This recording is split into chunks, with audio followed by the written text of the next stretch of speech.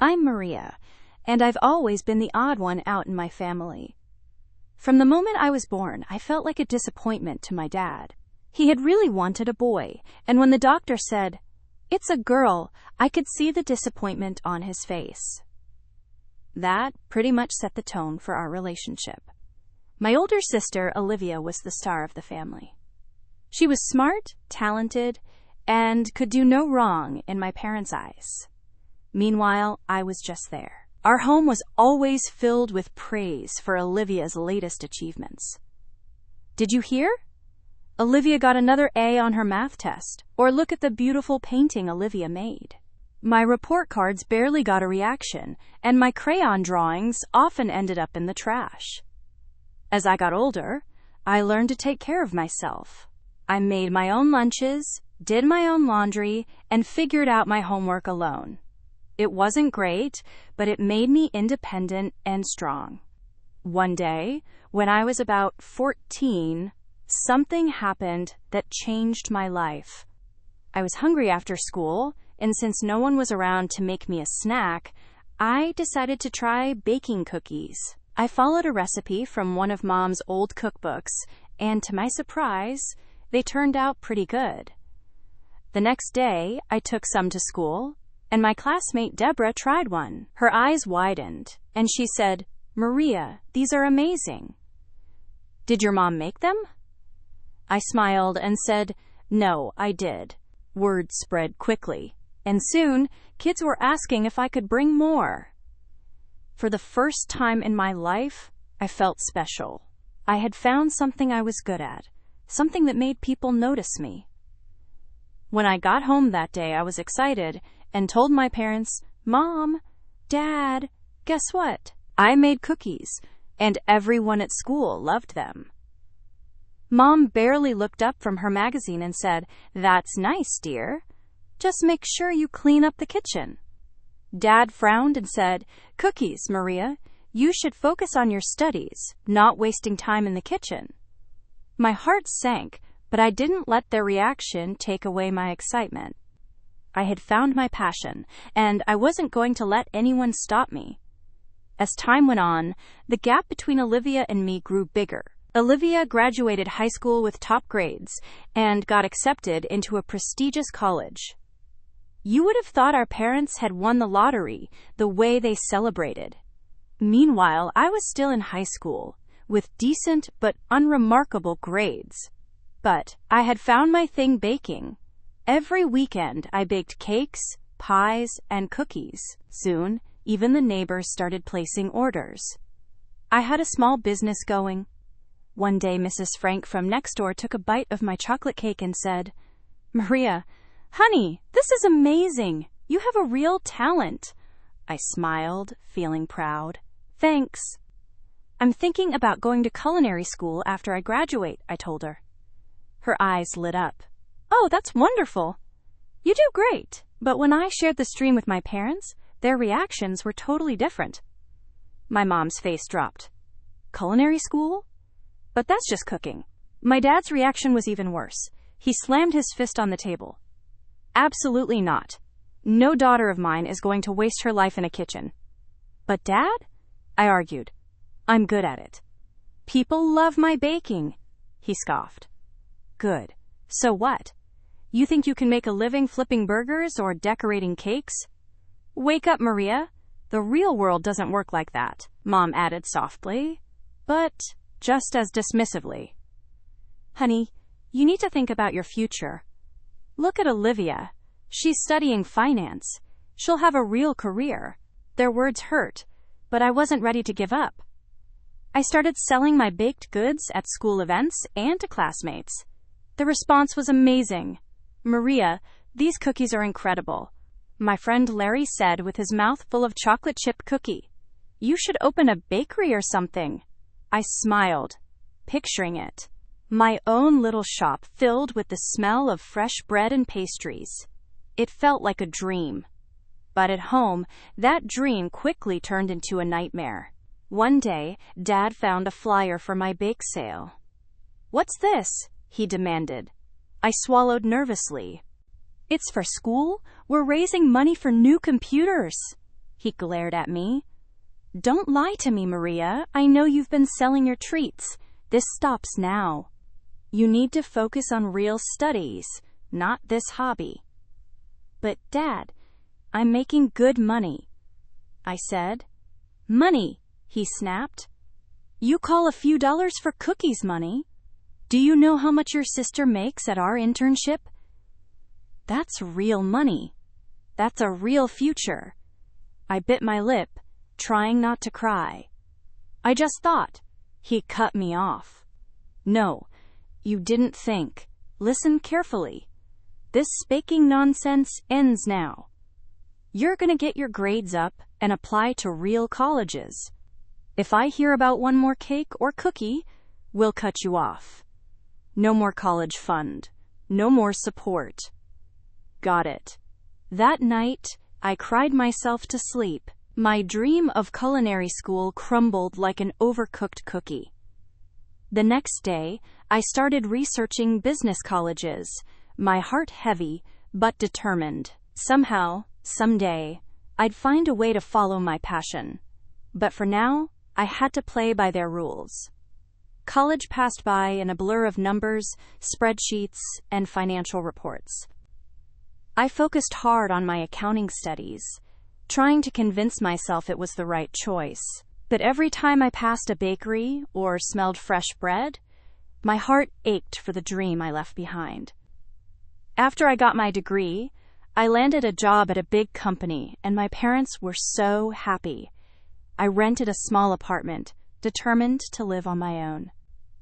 But as I sat at my desk day after day, doing numbers and reports, I felt myself slowly fading inside. One evening, I couldn't take it anymore. I pulled out my old recipe book. Its pages worn and stained from happier times. I decided to bake a batch of cupcakes, losing myself in the process of mixing and baking. The next day, I brought them to work, and the response was immediate. Oh my God! Maria, these are amazing, my coworker Brenda said. Where did you buy them? I hesitated and then said, Actually, I made them. Word spread quickly, and soon people were asking if I could make cakes for their birthdays, kids' parties, and even weddings. I started small, just doing a few orders on the weekends, but soon I was spending all my free time in the kitchen. My little apartment was always filled with the smell of vanilla and chocolate. The big moment came when my company's anniversary was approaching. The director came up to me and said, Maria, I hear you're quite the baker. How would you feel about making the cake for our anniversary party? My heart raced. This was a huge chance and also a big risk, but I couldn't say no. On the day of the party, I brought in a huge cake decorated with the company's logo and detailed sugar flowers. When I unveiled it, the room went quiet. Then the director grinned and said, This is incredible. Everyone, give it up for Maria, our accounting wizard, and, apparently, master pastry chef. The room filled with applause. The director even hugged me and whispered, You're wasted in accounting, Maria. This is your true calling. His words stuck with me. As more cake orders came in, I realized I had a choice to make. I was working 3 full-time jobs, account by day, baker by night.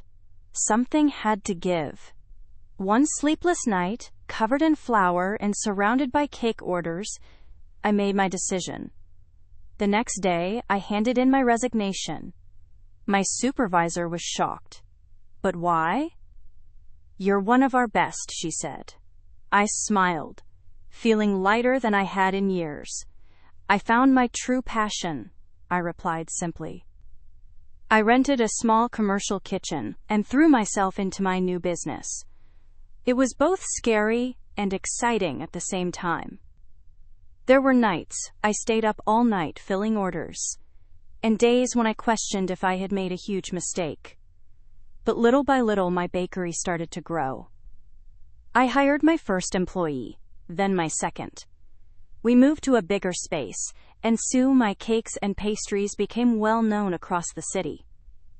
Through it all, I kept it a secret from my parents. As far as they knew, I was still a successful accountant climbing the corporate ladder. I kept telling myself I was waiting for the right time to tell them the truth. But deep down, I was just scared. Scared of their disappointment, anger, and rejection. As my bakery business grew, I realized I needed to step up. I jumped into modern marketing, determined to make my shop stand out. I created social media pages for the bakery and posted photos of my creations every day. But I was careful not to show myself. No selfies, no pictures of me as the baker, just the cakes, cookies, and pastries. Despite my fears, the business took off. I partnered with a local delivery service to reach more customers around the city. I started a loyalty program, offering discounts to returning customers. Then came my big idea, Sweet Tooth Saturdays. Once a month, we opened our doors and offered free samples to anyone who stopped by. The first time, I was so nervous. What if no one comes? I worried to my employee, Emma. She rolled her eyes and said, "Boss, have you tasted your own stuff? People will be lining up around the block." She was right. By noon, there was a long line down the street. Seeing people's faces light up after tasting my treats filled me with a joy that had nothing to do with the ovens. Our popularity skyrocketed. Soon, we were catering high-profile events, supplying desserts to fancy restaurants, and even shipping our signature cookies across the country. With success came money. More money than I ever thought I'd make, especially just from baking cookies, as my dad once said. Before I knew it, I was earning more than my sister's bank salary.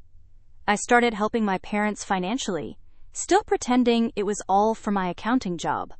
When their roof needed fixing, I paid for it. When they talked about wanting to visit Europe, I surprised them with tickets. "Oh, Maria, you shouldn't have," Mom said. But her eyes sparkled with excitement. While I was building my business and helping our parents, Olivia was living her best life. She still lived at home and spent her entire paycheck on designer clothes, fancy gadgets, and her obsession with self-care.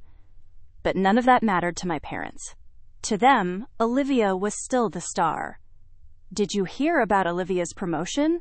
Mom would say, beaming. Vice president of her department at only 30. I'd force a smile and say, "That's great, Olivia. Congrats." Meanwhile, I was running a successful bakery, employing a dozen people, and making hundreds of customers happy every day. But in our house, that didn't seem to count for anything. One day at Sweet Dreams Bakery, things started like any other.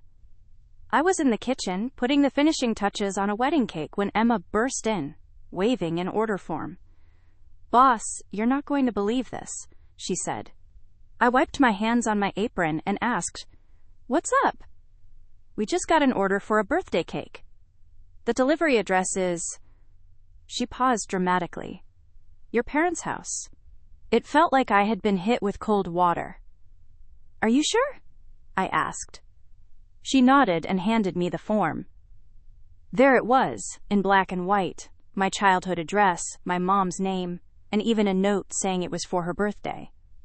I couldn't breathe for a moment, but then a plan started to form in my mind.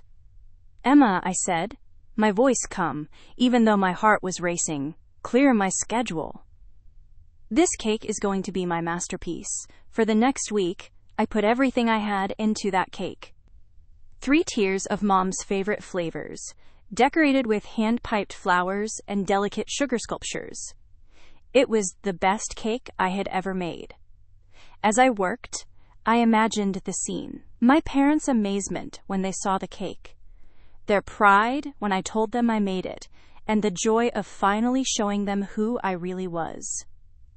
The day of the party came. I arrived early with a small gift to keep up the act. The house was full of relatives I hadn't seen in years. "Maria?" Aunt Anna said, hugging me, "Look at you, all grown up, still crunching numbers." I nodded, the usual lie catching in my throat. Yep, still at it. I couldn't wait for my cake to arrive from the bakery. Then the doorbell rang. Mom answered, and there was our delivery guy, holding the familiar Sweet Dreams bakery box. "Special delivery for the birthday girl," he said cheerfully. The room went quiet as Mom carried the box to the dining room table. She lifted the lid, and everyone gasped. There were murmurs of appreciation as they took in the cake in all its glory. I stood there, heart racing, waiting for the right moment to speak. But before I could say anything, Dad cleared his throat. "Before we celebrate," he said, his voice serious, "there's something we need to address." The room went silent, and everyone turned to my parents. Their faces were filled with what looked like disgust. "We recently discovered something," Mom said, her voice cold. "A secret that's been kept from us." The tension in the room was unbearable. I felt frozen as my father spoke again, his voice full of anger.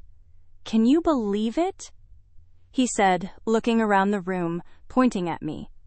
"Our Maria has been lying to us all this time. She's not an accountant. She's a pastry chef."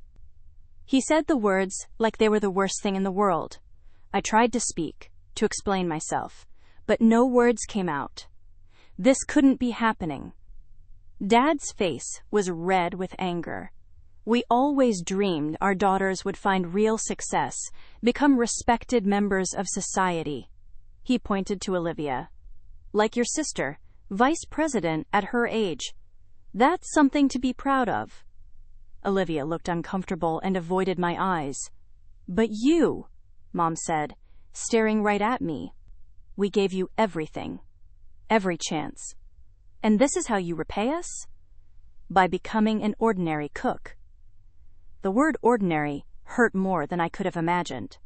Didn't they see what I had built? Didn't they understand? Suddenly, Dad walked over to the table where my cake sat. In one quick move, he flipped the box over. I watched in shock as my beautiful cake, the masterpiece I had worked so hard on, crashed to the floor, a mess of icing and sponge. The guests gasped. "We're not eating this," Dad said with a sneer. "It's beneath us." Mom nodded in agreement. "Maria, you've shown us you don't belong with respectable people. You've disobeyed us for the last time." Dad's next words felt like a punch. "We disown you. You're no longer our daughter." I couldn't breathe. This couldn't be real. I looked around the room, hoping someone would stand up for me. But everyone avoided my gaze. Even Aunt Anna, who had hugged me earlier, now whispered to Uncle Adam. I always knew she was trouble. Others nodded, agreeing with her. The room, which had been full of celebration moments ago, now felt cold and hostile. "Leave," Mom said, her voice like ice. "Leave now, and don't ever contact us again." I stood there, frozen, tears streaming down my face. How could they do this? How could they dismiss everything I had accomplished, and everything I was? It felt so cruel. "Didn't you hear your mother?" Dad barked. "Get out." Somehow, I found the strength to move. I turned and walked toward the door, my vision blurred by tears. As I reached for the handle, I heard Olivia's voice, soft and unsure. "Mom, Dad, maybe we should," but her words were cut off as the door closed behind me. I stumbled down the front steps, the same steps I had climbed so many times as a kid, but now they felt strange and unwelcoming. I made it to my car, and that's when the sobs hit me. Sitting there, surrounded by the pieces of the family, I had just lost something inside me broke. The dream I had held onto for so long that my parents would finally accept and understand me had shattered, just like my cake on their dining room floor. I don't know how long I sat there crying, but by the time the sun began to set, casting long shadows across the neighborhood I grew up in, I knew one thing for sure. I could never come back here again. The days after that birthday party passed in a blur. I moved like a ghost, barely eating, hardly sleeping. The bakery kept running, thanks to my amazing staff, but I was just going through the motions. Slowly, as the shock faded, I threw myself into my work with a new energy. If my family couldn't appreciate my passion, I'd show the world how great and ordinary cook could be. The bakery flourished. We expanded to a second location, then a third. Magazine features, TV spots, and even a cookbook deal followed. Success came in waves, and I rode each one with determination. I bought a beautiful apartment, my own little haven in the city. 3 years after the fallout with my family, I met Tyler. He was kind, supportive, and thought my cakes were the best thing ever. When he proposed a year later, I said yes, without hesitation. Our wedding was small, but perfect. As I looked around at the smiling faces of my friends and the family I had chosen, I realized I didn't miss my blood relatives at all. These people, my employees, my friends, my husband, were my real family now. Life settled into a happy routine. The bakery continued to thrive, and Tyler and I built a wonderful life together. I had everything I ever wanted, except maybe closure. That changed on a Friday afternoon, for years after that fateful birthday party. I was in my office, looking over plans for our new bakery location when my phone rang. The number wasn't one I recognized, but something made me pick it up. "Hello?" I said. Maria came my mother's voice. Unsure, but clear. "Please don't hang up. We need to talk." What followed was a flood of information. The bank where Olivia worked had lost its license. There had been massive layoffs, and Olivia had been out of work for months. They needed help. Before I could fully take it in, I heard my father's voice cut in. "You need to give Olivia a job at your bakery, as the director. Olivia has real business experience. She should run things, and you can just be one of the bakers." The absurdity of it all hit me. After 4 years of silence, this was why they were reaching out. A cold laugh escaped me. "Let me get this straight," I said. "You disowned me, threw me out, and now you're asking me to give up my business to Olivia?" "We gave you life," my dad shouted. "We raised you. You owe us." Something inside me snapped. All the pain and anger I had held back for years came rushing out. "I owe you nothing," I said, my voice calm but firm. "You made your choice 4 years ago. I'm not your daughter, remember? I'm just an ordinary cook beneath you. I won't be helping you, or Olivia. Goodbye." I hung up, my hand shaking slightly. For a moment, I just sat there, letting it all sink in. Then, slowly, a smile crept onto my face. I felt lighter, like a weight I didn't even know I had been carrying was gone. I owed them nothing. I was free. Just when I thought my family saga was over, life surprised me again. One quiet Monday afternoon, my phone rang, showing a number I hadn't seen in years. Olivia's number. Feeling both curious and nervous, I answered. "Hello?" I said. "Maria." Olivia's voice was soft and hesitant. "I hope it's okay that I'm calling." I took a deep breath. "It's okay, Olivia. What's going on?" What followed was a conversation that changed everything. Olivia apologized over and over for how her parents had treated me, both recently and 4 years ago. "I had no idea they called you asking for a job," she said, her voice emotional. "I would never have asked for that." "I'm so sorry, Maria." I felt a knot in my chest begin to loosen. "Thank you, Olivia. That means a lot." She went on to explain how losing her job had been a wake-up call. "I realized I'd been living someone else's dream," she said. "Banking, finance. It was never what I wanted. It was always Mom and Dad's vision for me." I listened, barely breathing, as my sister poured her heart out. "Seeing you follow your passion and build this amazing business, It inspired me, Maria, she said. I decided to change my life. I've enrolled in interior design courses. I want to create beautiful spaces and be true to myself, like you have. Tears filled my eyes. All these years, I had thought Olivia was the perfect one, living the best life. I never imagined she was struggling too. That's wonderful, Olivia. I managed to say, I'm happy for you. There was a pause, and then Olivia's voice came again, full of emotion. I'm proud of you, Maria. You stood up for yourself, followed your dreams, and now you're living the life you want. That's amazing. I couldn't hold back the tears anymore. Years of pent-up feelings, hurt, anger, and also the longing for my sister came pouring out. We talked for hours, catching up on lost time, sharing our hopes and fears.